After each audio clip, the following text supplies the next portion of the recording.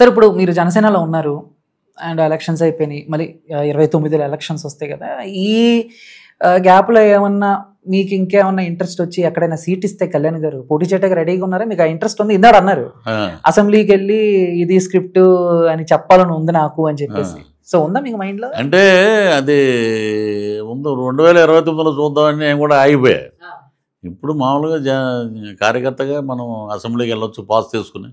మినిస్టర్లు అందరూ మనోళ్ళే కాబట్టి అడిగి పాస్ చేసుకుని. సార్ ఆప్షన్ ఉందా సార్? ఏది ఇప్పుడు మీరు చెప్పిన ఆప్షన్ ఉందా? ఆప్షన్ ఉందండి. 2029 డెఫినెట్గా నిలబడతాం ఈసారి. ఎందుకంటే మనం తిరిగినట్టు ఎవడో తిరగడు.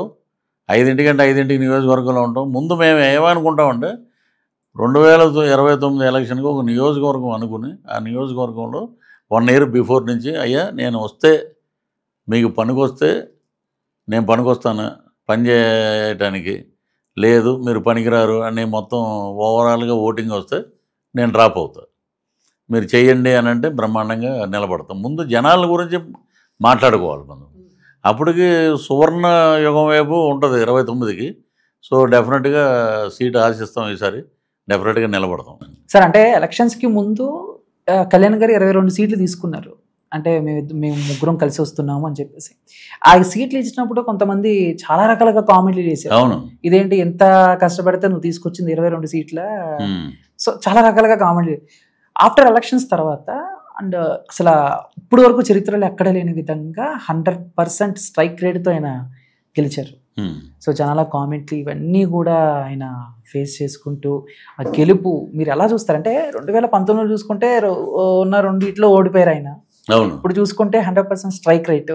సో ఎక్కడ అంటే కళ్యాణ్ గారికి గెలవడానికి ఇది మెయిన్ అనేలాగా మీరు అది ఆయన మొత్తం రాష్ట్రం మొత్తం ఆయన తిరిగిన ఇది ప్రజల నుంచి వచ్చినటువంటి ఒక బ్రహ్మాండమైన మార్పు అవన్నీ ఆయన ప్రతి మీటింగ్లో గమనించాడు.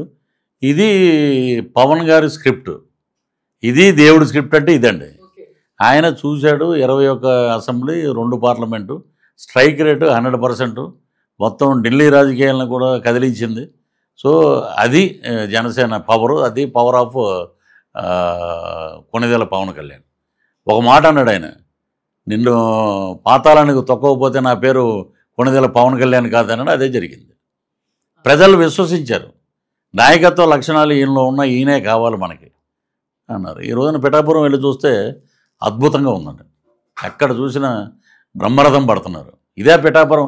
నేను అనుకున్నా మొన్న వెళ్ళి, ఇదేంటి ఇలాగ రోడ్లు ఇలాగ వచ్చినాయి ఏదంటే, అది ఒక విజన్ ఉన్నవాడు రాజకీయాల్లో ఉంటే, ప్రభుత్వంలో ఉంటే అద్భుతమైన పరిపాలన ఉంటుంది అన్నది నిదర్శనం. సార్ మీరు ఎక్కడ సార్, మీ తాడేపల్లిగూడెం నుంచే పోటీ చేస్తారా ఒకవేళ నెక్స్ట్ టైం అన్న?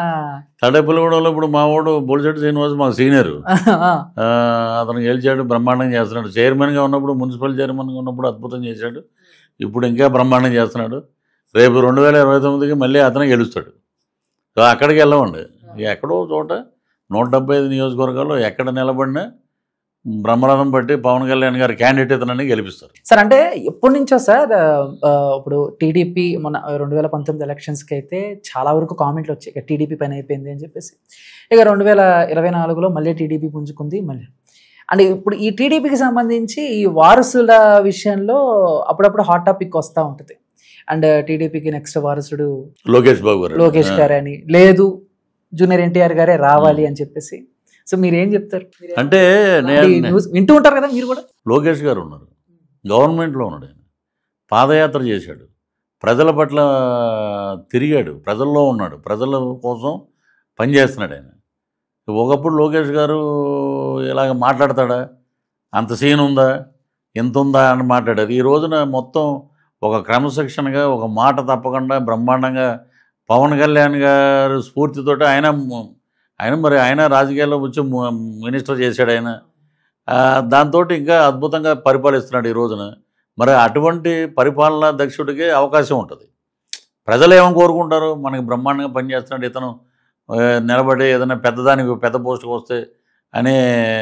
మొన్న ఎవరో కామెంట్ పెట్టారు, ఫ్యూచర్లో పవన్ కళ్యాణ్ గారు సీఎం అవ్వాలి, లోకేష్ బాబు సీఎం అవ్వాలి, మీలాంటి వాళ్ళు రాజకీయాల్లో ఉంటేనే అద్భుతం అని చెప్పి మన ఎవరో కామెంట్లు పెట్టారు. ప్రజల్లో అలా ఉంది. ఇక ఎన్టీఆర్ గురించి అంటే నేను ఇంతవరకు ఎప్పుడో యాక్ట్ చేసేవాడు, తర్వాత మళ్ళీ ఆయన్ని ఎప్పుడు కలవలేదు. మంచివాడు, ఆయన ఇంకా బ్రహ్మాండమైన ఆస్కార్ అవార్డులు, నంది అవార్డులు కొట్టి ఆయనకి రామారావు గారికి వచ్చినంత పరిణితి, అంత ఏజ్ వస్తే అప్పుడు ఆయన రాజకీయాల పట్ల ఆయన కూడా స్పందిస్తారు. రాజకీయం వీళ్ళే చేయాలి వాళ్ళే చేయాలని లేదు కదా. ఎప్పుడైనా సరే తాతకు తగ్గ మనవడు అని అంటారు కదా చాలా సినిమాల్లో కూడా. ఆయన కూడా రావచ్చేమో, వస్తే ఆయనే అవుతాడు. సార్ కళ్యాణ్ గారిని కలిశారు, లోకేష్ గారిని కలిశారు, బాబు గారిని కలవబోతున్నారు. బాబు గారు అమరావతి పర్యటనలో బిజీగా ఉండడం వల్ల కుదరలా. 10వ తారీఖున కలుస్తారు. సో ఏంటి సార్ బాబు గారిని కలిస్తే పృథ్వీ గారు ఏం మాట్లాడతారంటే మీరు అది చేయాలి ఇది చేయాలి అని మీ డిమాండ్లు ఏమైనా ఉన్నాయా? కొంచెం స్టేట్కి ఏమైనా ఉపయోగపడేలాగా ఈ పనులు చేయాలి అని చెప్పి. నేను వెళ్ళి ముందు ఆయన కాళ్ళకు దండం పెట్టి, మీలాంటి విజన్ ఉన్న నాయకుడు ముఖ్యమంత్రి కావాలని ఆంధ్ర రాష్ట్రం కోరుకుందంటే మరలా మీరే అయ్యారు.